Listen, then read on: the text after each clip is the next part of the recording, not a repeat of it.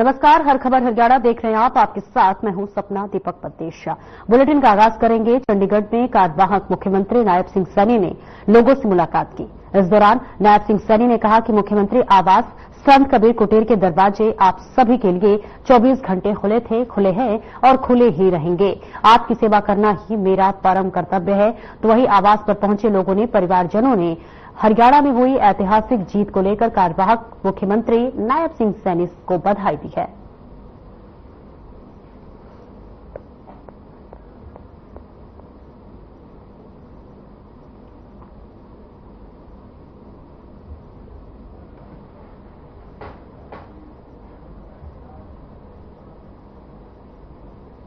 और प्रदेश की नई सरकार का 17 अक्टूबर को शपथ ग्रहण समारोह होने जा रहा है।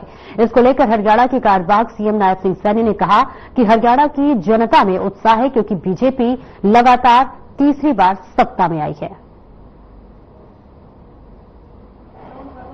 भारतीय जनता पार्टी के तमाम कार्यकर्ता और हरियाणा प्रदेश के 2 करोड़ 80 लाख लोगों के बीच में एक बहुत बड़ा उत्साह और जोश का माहौल है।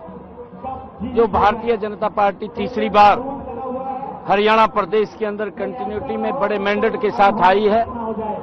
आदरणीय प्रधानमंत्री जी का समय मिला है। 17 तारीख को आदरणीय प्रधानमंत्री जी और हमारी उच्च लीडरशिप इस शपथ ग्रहण समारोह में वो आ रहे हैं और हरियाणा के लोगों को हमने आमंत्रित किया है। भारी संख्या के अंदर लोग यहां पंचकुला में शपथ ग्रहण कार्यक्रम के अंदर पहुंचेंगे। हमारे जो ऑब्जर्वर आएंगे वो ऑब्जर्वर हमारे विधायकों से, जो पार्लियामेंट्री बोर्ड तय करेगा कौन विधायक दल का नेता होगा, किसको हमारे विधायक दल का नेता चुनेंगे और शपथ ग्रहण होगा। बैठक कब होगी सर? जल्दी ही होगी। मैंने कहा 17 तारीख को मंत्रिमंडल 17 तारीख को शपथ ग्रहण है और हमारे मंत्री भी उसमें शपथ लेंगे। अमित शाह तो पहले कह चुके थे पंचकुला की रैली में कि नायब सैनी हमारे तीसरी बार के मुख्यमंत्री होंगे। देखिए, वो हमारे आदरणीय अमित शाह जी ने पार्टी के एक चेहरे को आगे रख करके ये निर्णय किया था। हमारे विधायक दल नेता को चुनेंगे, उसके बाद ये सब प्रक्रिया चलेगी। और भाई कांग्रेस के राज्यसभा सांसद रणदीप सुरजेवाला ने कैथल की नई अनाज मंडी में प्रेस कॉन्फ्रेंस की। इस दौरान उन्होंने प्रदेश सरकार पर जमकर निशाना साधा। उन्होंने कहा कि ना तो भाजपा सरकार धान की खरीद कर रही है और ना ही किसान को मिल रहा न्यूनतम समर्थन मूल्य।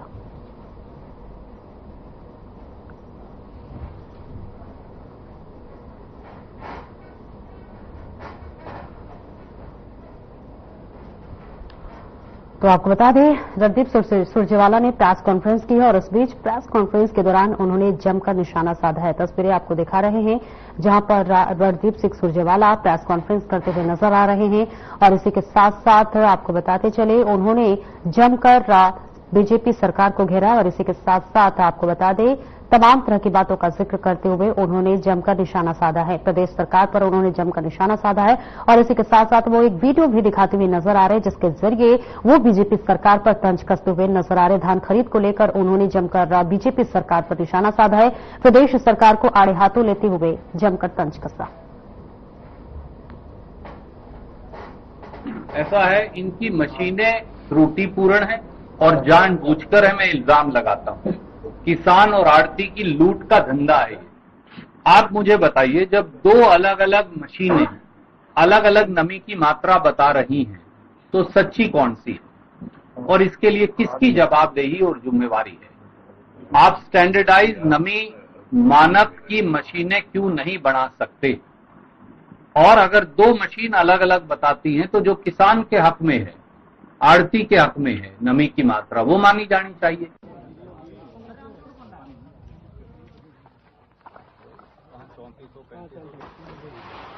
4000 वाली 250 होने वाला कोई है, कहाँ जाएगा किसान? और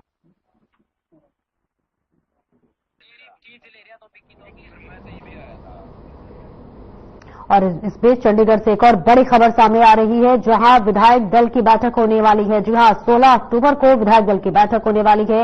ये बड़ी खबर चंडीगढ़ से दे रहे हैं, जहां बैठक में चुना जाएगा विधायक दल का नेता। सैनी को विधायक दल का नेता चुना जाना तय माना जा रहा है और इसी के साथ साथ बीजेपी के केंद्रीय पर्यवेक्षक इस बैठक में शामिल होंगे। मोहनलाल बडोली बीजेपी विधायकों को निर्देश। 16 और 17 अक्टूबर को चंडीगढ़ दे रहे विधायक। 17 अक्टूबर को नई सरकार का शपथ ग्रहण होने वाला है।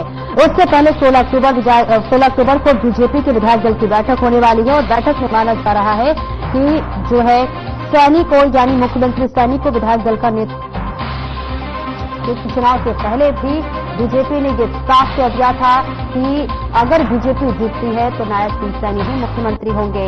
और इस बीच 17 अक्टूबर को बता दें नई सरकार का शपथ ग्रहण है, लेकिन उससे पहले एक दिन पहले विधायक दल की बैठक होने वाली है। विधायक दल के नेता चुने जाने वाले हैं और सीएम सैनी का नाम सबसे आगे, और सबसे आगे क्या एक तरह से कहे तो तय माना जा रहा है कि सीएम सैनी ही विधायक दल के नेता होंगे।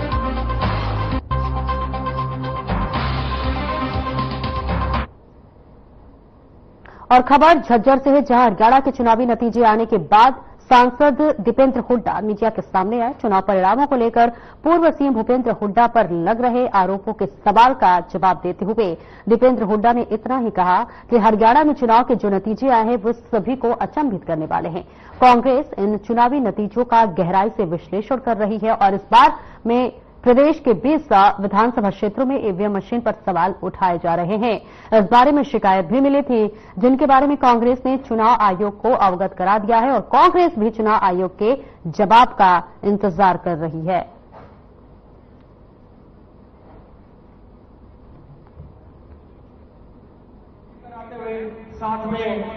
सबसे पहले हम सभी दशहरे के शुभ अवसर पर सभी देशवासियों को यहाँ पावन स्थली झज्जर से शुभकामनाएं देते हैं। विजयदशमी का यह पर्व न्याय अन्याय पर सच्चाई की जीत पर जीत का प्रतीक जो पर्व है, ये देशवासी हर्षोल्लास से मनाएं और भगवान प्रभु श्री राम की कृपा दृष्टि और आशीर्वाद पूरे देश पर पूरे दुनिया पर बरसे, हर से बाहर व्यक्ति में बरसे और आने वाली दिवाली सबके लिए ढेरों खुशियां लेके आए।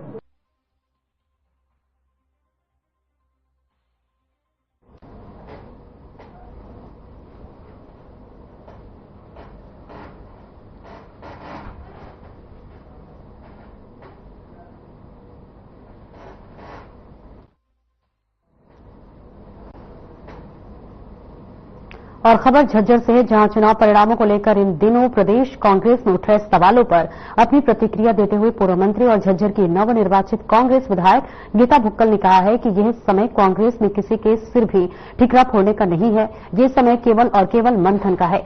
सभी को इस दिशा में मंथन करने की जरूरत है। कांग्रेस को सत्ता में लाने के लिए हर किसी ने संघर्ष किया है। न तो कुमारी शैलजा के और न ही पूर्व मुख्यमंत्री चौधरी भूपेंद्र सिंह हुड्डा के संघर्ष को भुलाया जा सकता है। शैलजा और हुड्डा ने सभी को साथ लेकर सड़क से संसद तक और सड़क से विधानसभा तक लड़ाई लड़ी है। उन्होंने कहा कि सभी को पता है कि माहौल कांग्रेस के पक्ष में था, कांग्रेस की सरकार बन रही थी।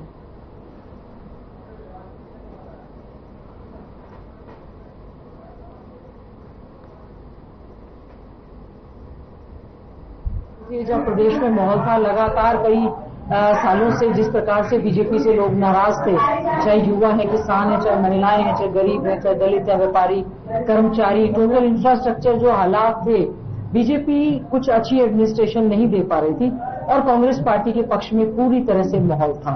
सभी को ये लग रहा था कि पूरी तरह से कांग्रेस पार्टी की सरकार बनेगी। जिस तरह से मैं झज्जर की अगर बात करूं, सुबह 8 बजे टेबल पर हमारे पोस्टल बैलेट वोट्स रख दिए गए थे और रात 7 बजे तक भी उनकी पूरी गिनती नहीं हो पाई।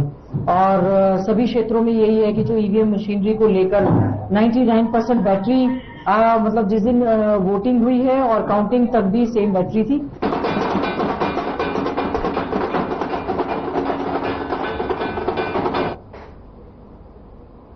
और मेवात जिले के पुनौना उपमंडल के निवाना गांव में एक ही परिवार के 3 लोगों की सड़क दुर्घटना में दर्दनाक मौत होने का मामला सामने आया है। बताया जा रहा है कि एक ही परिवार के 3 लोग पुनौना से दशहरा देखकर घर लौट रहे थे और जैसे ही वे पटपट बास गांव के पास पहुंचे तो सामने से आ रहे एक ट्रैक्टर ने उनकी बाइक को टक्कर मार दी, जिससे बाइक पर सवार एक ही परिवार से 2 सगे भाई और एक बच्चे की मौके पर ही मौत हो गई। बता दें, जबकि हादसे में एक बच्चे के घायल हो गई है, जिसका इलाज चल रहा है। बताते चले, हादसे की सूचना पाकर पुलिस मौके पर पहुंची और शवों को पोस्टमार्टम के लिए मांडी खेड़ा पहुंचाया और आगामी कार्रवाई में जुट गई है। तो वहीं पीड़ित परिजनों ने सरकार से आर्थिक मुआवजे की मांग की है, ताकि मृतकों के परिजनों का गुजारा हो सके।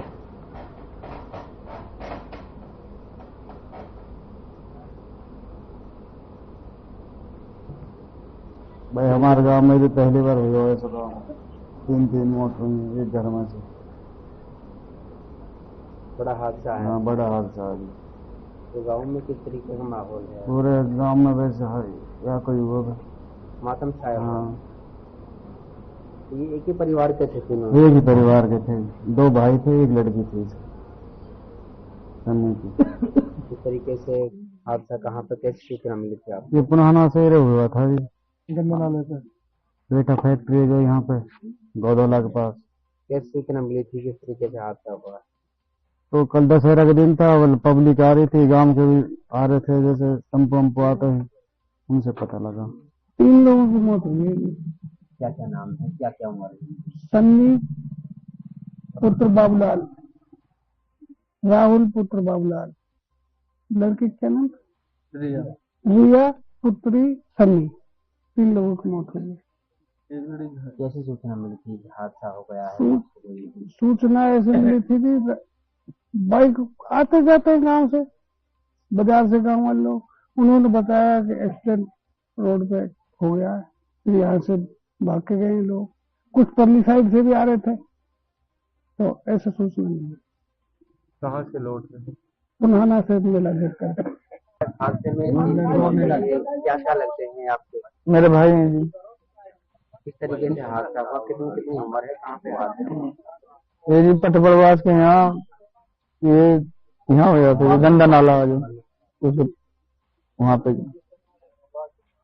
मौके पे ही मौत हो गई थी या फिर हॉस्पिटल में दम तोड़ा? हुआ कि तो मौके पे ही मौत हो गई। कम से कम 1 घंटे तक पड़ रहे, किसी ने उठाई भी ना हो। क्या क्या नाम है मरने वाले? सन्नी है जी, राहुल है और रिया है। एक रिया, एक घायल है रिया। कहाँ के लिए जा रहे थे? ये जी बालक वो दशहरा के मारे कह रहे हैं, दशहरा देखा पापा।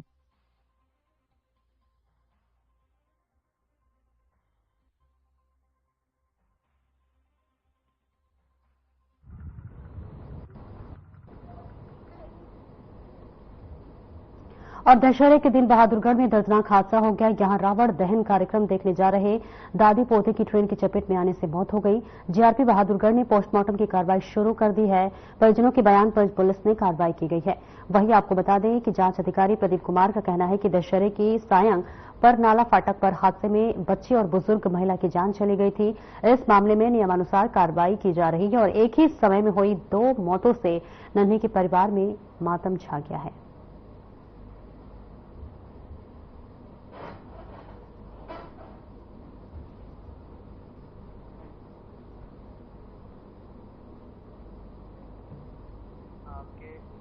आपके भाई साहब एक कन्या से प्यार करते थे, करेक्ट?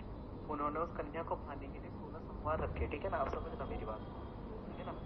अब सीधी बात है भाई, भगवान तो सब जानता है सही क्या है गलत क्या है, कौन किसके लिए बढ़िया है, कौन किसके लिए बेकार है, ठीक है ना? अब ये कल शाम को हमारे पास फोन आया था और फोन से इतना मिली थी कि एक लेडीज और एक बच्चा ट्रेन की चपेट में आ गया। तो हम मौके पर गए थे तो हमने देखा कि एक औरत थी जो करीबन 69 साल की थी और एक बच्चा था जो 3 साल का था। हम मौके पर पहुंचे तो ट्रेन की चपेट में आए हुए थे, तो उनको पहचान के रूप में देखा तो उनके वारसान वहाँ पे मिले थे। तो लेडीज नन्ही के रूप में जो 69 साल की बताई जा रही है और एक बच्चा था जो 3 साल का, उनको वहाँ से उठवाकर जीएस बहादुरगढ़ रखवाया गया और जो कार्रवाई अमल में लाई गई। हाँ सर, मेरी मम्मी, मैं तो ड्यूटी गया था सर। मेरी मम्मी और मेरे भैया के पास रहती थी, अब मैं उस लाइन पर रहता, भैया इस लाइन पर रहते थे। तो पता नहीं मम्मी कहाँ जा रही थी।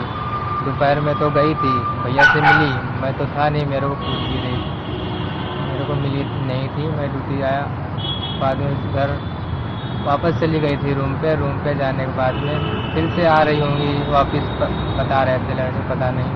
उसके बाद में पता चला कि मेरी मम्मी को, मेरी छुट्टी तो हो गई थी 5 बजे, ट्रेन रुकी, मुझे नहीं पता चला कि मेरी माँ है। मैं आया, उसके बाद में देखा कि मेरी माँ ही थी। उसके बाद में फ़ोन किया तो आए। मैं तो ड्यूटी गया था, मेरे को पता नहीं था माँ और मेरा बेटा निकले होंगे, पता नहीं, मेला देखने के चक्कर में कि सिस्टर कहाँ जा रहे थे और उस टाइम हो गया, दोनों तरफ से ट्रेन आ गई, उसी जगह हो गया। बेटे का क्या नाम था? कितने साल का था? 3 साल। और आपकी जो माँ है वो कितने साल की थी? 70 से ऊपर है।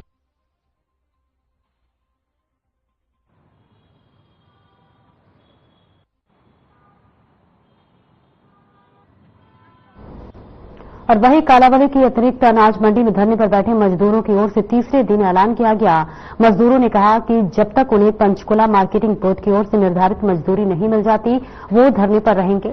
आपको बता दें कि जब चीफ सेक्रेटरी ब्रजेंद्र सिंह और सिरसा के उपायुक्त शांतनु शर्मा मंडी का निरीक्षण करने पहुंचे तो मजदूरों के उनके सामने अपनी समस्या रखी थी और उन्हें मंडी में काम नहीं मिल रहा है। इसको लेकर अधिकारियों को आदेश दिए थे कि उनकी समस्याओं का समाधान करें, लेकिन 3 दिन बीत चुके हैं और कोई समस्या का समाधान नहीं हुआ है, जिसको लेकर मजदूर धरने पर बैठे हैं। मजदूर नेता मुकेश कुमार ने कहा कि वो दिन रात धरने पर बैठेंगे और उनका धरना उनकी मांग पूरी न होने तक जारी रहेगा।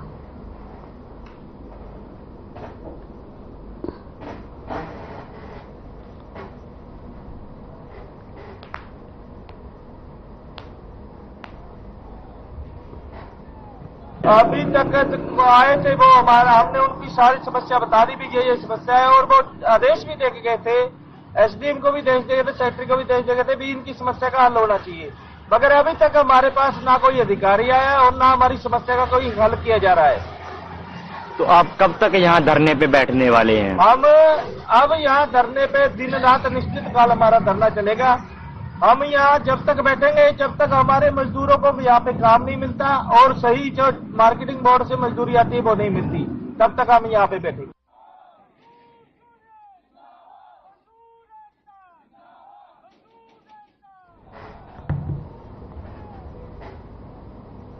और खबर रतिया से है, जहां रामलीला कमेटी ने दशहरे का प्रोग्राम का आयोजन किया तो वहीं राजकीय सीनियर बॉयज स्कूल में इस दशहरे कार्यक्रम में रावण कुंभकर्ण मेघनाथ के पुतलों का दहन किया जाना था। बता दें, कार्यक्रम में मुख्य अतिथि के रूप में पूर्व सांसद सुनीता दुग्गल और विधायक जरनैल सिंह को बुलाया गया था।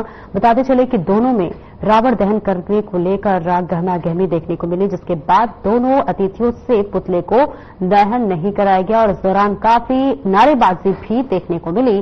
तो वही कमेटी के सदस्यों ने खुद रावण कुंभकर्ण के जो है मेघनाथ के पुतले को दहन कर दिया।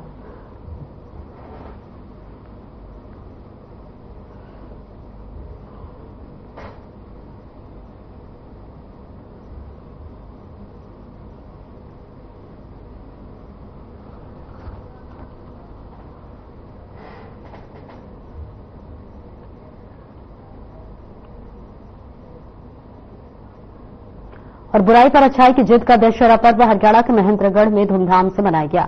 बस स्टैंड के पीछे ग्राउंड में 51 फीट ऊंचा रावण के पुतले बनाए गए थे। वहीं मेघनाथ और कुंभकर्ण के 40-40 फीट ऊंचे पुतले लगाए गए थे। आपको बताते चले, करीब 7 बजे झांकियों के साथ तीनों पुतलों का दहन किया गया। देखते ही देखते पुतले धू धू कर जले और लोगों ने बुराई पर अच्छाई की जीत की प्रतीक का त्यौहार दशहरा खुशी से मनाई। बीजेपी के नवनिर्वाचित विधायक कंवर सिंह यादव ने प्रभु राम के पात्र के साथ रावण पुतले का दहन किया।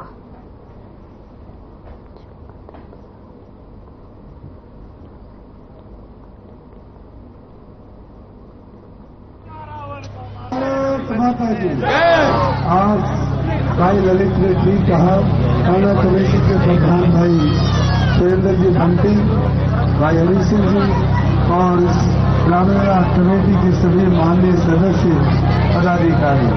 आज ठीक है कि जिस तरह से पुण्य और पाप की लड़ाई है, धर्म और धर्म की लड़ाई है, जिस तरह से अधर्म का जिस तरह से बढ़ा तो उसी हिसाब से उसका अंत करने के लिए से अवतार भगवान राम ने जन्म लिया और इस पार्टी का नाश करने के लिए आज आप हमने देखा होगा।